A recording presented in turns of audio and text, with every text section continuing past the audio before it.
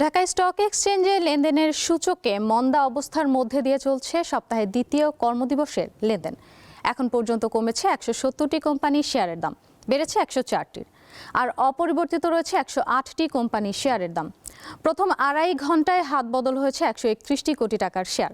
গতকাল সপ্তাহের প্রথম কর্মদিবসে দেশের প্রধান এই পুঁজিবাজারে লেনদেন হয়েছিল ৩৮৫ কোটি টাকা শেয়ার।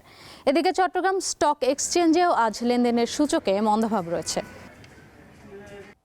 ঢাকা স্টক এক্সচেঞ্জে এই মুহূর্তে রয়েছেন সহকর্মী শাহরিয়ার ইমন। আমরা সরাসরি চলে যাচ্ছি তার কাছে। ইমন, দেশের প্রধান পুঁজিবাজারে এই মুহূর্তে লেনদেন কতটা গতি পেয়েছে এবং সার্বিক কি পরিস্থিতি দেখতে পাচ্ছেন? আকিজ নিয়ে এলো বিশ্বমানের বেবি ডায়াপার মাম্মাম, কটনে সফট ম্যাটেরিয়াল, বাবুকে দেবে র্যাশ ফ্রি সুপার কমফর্ট। হ্যাঁ, ইশরাত সুমা, আপনি যেমনটি বলছিলেন যে সপ্তাহের দ্বিতীয় কার্যদিবসের লেনদেন চলছে দেশের প্রধান পুঁজিবাজার ঢাকা স্টক এক্সচেঞ্জে। আপনি একটি বিষয় বলছিলেন যে লেনদেনের আসলে গতি কী অবস্থা, গতি প্রবাহের কথা বলছিলেন। আপনি জানেন যে প্রথম 3 ঘন্টার পর এখন যে লেনদেন চিত্রটি সেটি পড়লেই আপনি হয়তো বুঝতে পারবেন যে গতি কী অবস্থা। আমরা দেখছি দেশের প্রধান পুঁজিবাজার ঢাকা স্টক এক্সচেঞ্জের প্রথম 3 ঘন্টার পর আসলে লেনদেন এখন দেখছি সূচক প্রায় 13 পয়েন্ট কমে মোট সূচক অবস্থান করছে ৪,৮৫৫ পয়েন্টে। এছাড়া যদি আমরা দেখি যে লেনদেন হওয়া কোম্পানিগুলোর কী অবস্থা, আমরা দেখছি যে লেনদেন হওয়া কোম্পানিগুলোর ভিতরে আপনার ১৪৫টি কোম্পানির শেয়ারের দর বেড়েছে, আর দাম কমার তালিকায় রয়েছে ১৩৩টি কোম্পানির শেয়ারের ক্ষেত্রে। এছাড়া দামের কোনো তারতম্য ঘটেনি ১০৫টি কোম্পানির ক্ষেত্রে। আর যদি আমরা লেনদেন ভলিউমের কথা বলি, লেনদেন ভলিউম আমরা দেখছি ঢাকার পুঁজিবাজারে এখন পর্যন্ত আপনার লেনদেন হয়েছে ১৪৫ কোটি টাকার শেয়ার। তো এটি হচ্ছে আসলে প্রথম ৩ ঘন্টার একটি চিত্র। আর আমরা যদি গতকালের কথা বলি, অর্থাৎ প্রথম কার্যদিবসের যে অবস্থাটি সেটি আমরা দেখছিলাম যে গতকাল আমরা দিন শেষে লেনদেন হয়েছিল ৩৮৫ কোটি টাকা শেয়ার এবং আপনার সূচক ১৪ পয়েন্টের মতো কমেছিল। এই হচ্ছে মোটামুটি বাজার পরিস্থিতি। তো যেটি আমরা দেখছি যে প্রায় কিন্তু গতকালকে আমরা যেটি দেখছি যে প্রায় আপনার লেনদেনের ভলিউম কিন্তু আপনার ৫০০ কোটি টাকার নিচে কিন্তু নেমে গেছে। তো ইশরাত সুমা আসলে আমাদের সাথে এই মুহূর্তে যোগ দিচ্ছেন বাজার বিশ্লেষক জনাব আব্দুল হাফিজ। আমরা তার কাছ থেকে বাজার সম্পর্কে বিস্তারিত জেনে আসবো। জনাব আব্দুল হাফিজ, আপনাকে স্বাগত জানাচ্ছি দীপ্ত টিভির এই বিজনেস আয়োজনে। আপনার কাছে আমরা যেটি জানতে চাই সেটি হচ্ছে যে বাজারে যে একটি নিম্ন গতি দেখছি আমরা, লেনদেন ভলিউম কিন্তু ৫০০ কোটি টাকার নিচে নেমে গেছে, এর মূল কারণ কি আপনি মনে করেন? স্বাগত আপনাকে এবং দর্শক শ্রোতা সবাইকে। আসলে বছরের শেষ, এটা তো একটা আছেই বিষয়, একটা অ্যাডজাস্টমেন্ট, তো অ্যাডজাস্টমেন্টগুলো হয়ে গেছে।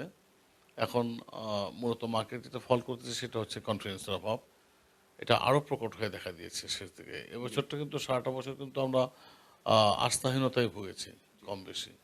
মাঝে মাঝে একটু আশা দেখা গেলেও সেটা স্থায়ী হয়নি, কিন্তু আবার শিকড়ে ফেলে সেই আস্থাহীনতার জায়গাটাকে আবার প্রকট হয়ে গেছে, যে কারণে মার্কেট প্রলং ওয়েতে ৫,০০০ পয়েন্টের নিচে চলে আসছে, যেটা সবসময় ৫.৫-৬-এর মধ্যে ঘোরাঘুরি করতো।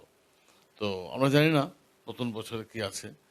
যদি কোনো প্রপার স্টেপ না নেওয়া হয় তাহলে আমার মনে হয় I don't know what will happen. I feel really আমি কোনো খুব বিশ্বাস খুঁজে পাচ্ছি না।